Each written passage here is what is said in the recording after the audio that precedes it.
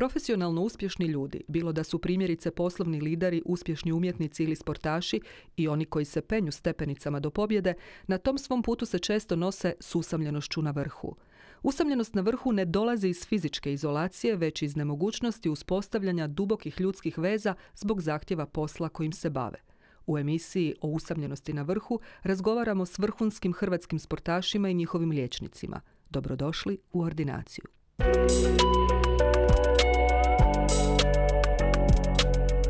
Dobrodošli u emisiju U ordinaciji. Usamljeni na vrhu.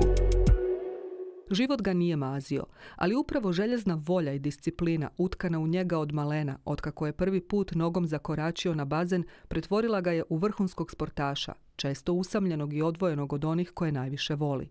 Danas je izbornik hrvatske vaterpolo reprezentacije, nakon pobjeda slavljen, nakon poraza izvrgnut ruglu i pozivu na ostavku. No odavno je shvatio da treba ostati svoj, čvrst i snažan, ma što bilo. Ovo je njegova priča.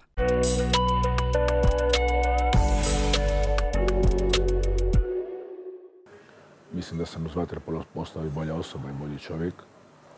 Da sve one obaveze koje mene kroz život prate, ja sam se uvijek njima okretao na način sa jednom odgovornošću, sa jednom, kako bih rekao, sa jednom dodatnom čvrstinom prema tim obavezama. To je ono što mi je dao vaterpolo, to je ono što mi je dao sport.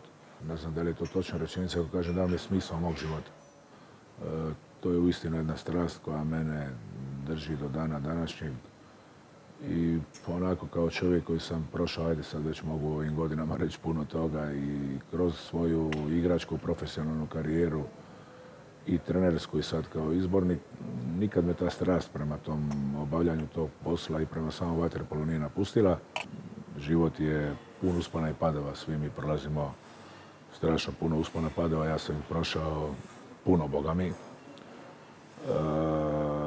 Očvrsnuti. Ja mislim da mi je vaterpolo pomogao strašno puno i sve ovo o čemu pričam i u mojim najtežim trenucima u životu koje sam imao, da mi je upravo ta snaga tog bavljenja sportom, ta odgovornost prema tome, ta odgovornost na koncu konca i prema samom sebi pomogla da u tim momentima koji su bili jako teški za mene, moj život, za moju budućnost, da mi je pomogao na način da sam znao i kako iz toga izaći, da je jedini put bio biti još jači, biti još čvršći, da je sutra nova utakmica, da je sutra novi dan, bez obzira što je taj poraz bio tako težak.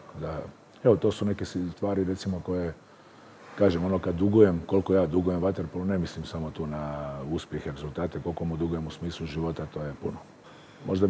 Možda mi pridonio tome da znam lakše podnositi bol koju nosi svakodnevni život, porazi, pobjede, to je nešto što je sastavni dio sportaša, nešto što treninzi kao igrač, pa danas kao treneri, odnosno izbornik reprezentacije, svaki trening je nešto novo. Svakom treningu se ja ophodim kao da je jedini i zadnji, dok ne dođe novi koji će mi uvijek biti važniji od ovog prethodnog. Imate nekakve dvije faze koje, kad si na vrhu, a to je inače generalno za život je tako, kad si na vrhu, ne kažem da su svi oko tebe.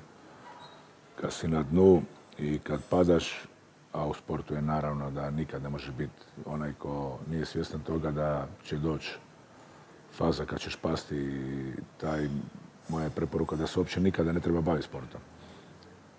Momenti kad si gore na vrhu znaju možda neke ljude opiti ih nekakvom pod navodne znakove mi zovemo slavom. Ja to nisam nikad doživljavao osobno na taj način. Kad to kažem, moje društvo i moji prijatelji su uvijek ostali isti i kad sam bio na vrhu i kad sam bio na dnu i kad sam počinjao raditi. Ja uvijek imam krug svojih prijatelja u Šibeniku koji su i normalni ljudi, koji nisu čak ni vezani za sport, nisu vezani trenutno za politiku, nisu vezani za... To su moji prijatelji. Oni će biti moji prijatelji i kad Ivica Tucak bude izbornik, i kad ne bude bio izbornik, i kad bude manje uspješan, više uspješan. Koliko je slučajeva u svijetu samo sporta ili estrade ili, ne znam, glumaca, biznismena, ljudi koji su u bilo kojoj sferi života napravili nekakav uspjeh, koje je to općinilo, koje je to odvelo u jednu potpuno drugu krajnost, koji se nisu znali s tim nositi. Kažu, nisu se znali s tim nositi. Ja mislim upravo možda nisu imali tu rezervu u tom trenutku razmišljanja. Koliko ovo što ja govorim ispravno, ne znam, ali mislim da je to jedino što je dobro za mene i da moram biti racionalan u tim trenucima. Ne kažem birat prijatelja, ali ono što znam sigurno kad si na dnu, onda nema niko uz tebe. Znam kad se izgubi neka velika utakmica, doživio sam, hvala Bogu, i velike pobjede i velike poraze. Negdje sad smo imali u Budimpešti na Europskom prvenstvu jedan poraz, onako koji smo mi strašno, tragično doživjeli u Hrvatskoj. Bili smo 4. u Europi, to je onako baš jedan užas veliki bio. 4. smo bili u polufinalu, izgubili smo tu utakmicu za broncu koja je već bila dobivena.